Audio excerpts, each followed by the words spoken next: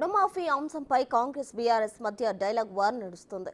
ఎన్నికల్లో ప్రకటించినట్లు పూర్తి స్థాయిలో రుణమాఫీ జరగలేదన్న కేటీఆర్ వ్యాఖ్యలపై సీఎం రేవంత్ రెడ్డి ఫైర్ అయ్యారు. 10 ఏళ్ల బీఆర్ఎస్ పాలనలో దోచుకోవడం దాచుకోవడం సరిపోయిందంటూ ఎద్దేవా చేశారు. వారిద్దరి మధ్య జరిగిన మాటల యుద్ధం ఓసారి చూద్దాం.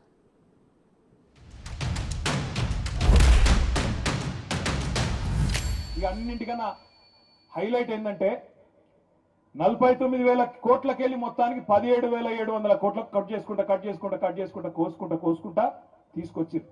మేమందరం ఏమనుకున్నాం, 17,000 కోట్లు నిజంగానే పడ్డాయేమో అకౌంట్లో అని మేము అనుకున్నాం. నిన్న ఉప ముఖ్యమంత్రి బట్టి విక్రమార్క గారు సావు కబురు సల్లగా చెప్పిండు.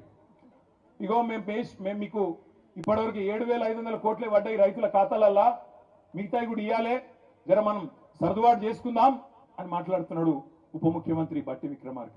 ఎక్కడ 7,500 కోట్లు అంటే ఎంత? 7వ వంతు కూడా కాలే. కానీ సిగ్గులేని ముఖ్యమంత్రి, సిగ్గులేని ప్రభుత్వం ఇవాళ రైతులను మోసం చేసే క్రమంలో, ఇక్కడికే దీన్ని ఖతం చేసే క్రమంలో ఆలోచన చేస్తా ఉన్నారు. ఇవాళ మనం రైతు రుణమాఫీ చేస్తే రైతులను రెచ్చగొట్టాలని వాళ్ళ కార్యకర్తలు రైతుల ముసుగులో ధర్నాలు చేస్తారు. నేను ఒక్కటే మాట చెప్పదలుచుకున్నా, ఏ రైతుకు రుణం రాకపోయినా, రుణం మాఫీ కాకపోయినా, ఏ రైతుకు ఏ సమస్య ఉన్నా ప్రతి కలెక్టర్ కార్యాలయంలో అధికారులను కౌంటర్ వేసి కూర్చోబెట్టి మీ సమస్యలు అక్కడ చెప్పుకోండి, వాటిని పరిష్కరించి మీకు రుణమాఫీ చేస్తామని చెప్పినాం. ఆల్రెడీ మా ఆర్థిక మంత్రి బట్టి విక్రమార్క గారు నేను 18,000 కోట్ల రూపాయలు వ్యవసాయ శాఖ ఖాతాలో వేసినాం.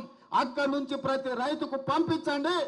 మిగతా 12,000 కోట్ల రూపాయలు కూడా 2 లక్షల పైన ఉన్న వాళ్ళను మీరు 2 లక్షల పైన ఉన్న ఏదైతే బకాయిందో బ్యాంకు కట్టండి, మిగిలిన 2 లక్షల రూపాయలు మేము కడతామని చెప్పినాం.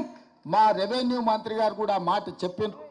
ఇవాళ అంటుండే శ్రీనివాసరెడ్డి గారు ఇంకా 12,000 మళ్ళా కడతామన్నాడని, బట్టి గారు 7,000 కోట్లే మేము ఇచ్చినామన్నారని. అన్ని తప్పుడు రాతలు, కారు కూతలు. అందుకే రైతులకు నేను ఒక్కటే మాట చెప్పదలుచుకున్నా, రోడ్డు ఎక్కాలెందుకు, ధర్నా చెయ్యాలెందుకు, మీకు ఆ కష్టం ఎందుకు వచ్చింది?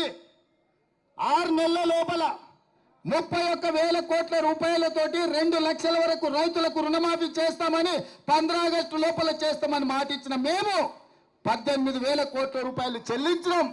బ్యాంకులలో నగదు అందుబాటులో పెట్టినాం. మిగతావి కూడా మాఫీ చేస్తామన్నాం. ఈ సన్నాసులను నమ్ముకొని రోడ్ల మీద తిరిగితే ఆయాసమే వస్తుంది. మీకు ఏదైనా సమస్య ఉంటే కలెక్టర్లను కలవండి, వ్యవసాయ శాఖ అధికారులను కలవండి. ఈ ప్రభుత్వం ఉన్నదే మీకోసం. ఈ ప్రభుత్వం మీ సమస్యలను పరిష్కరించడానికి ఉన్నది.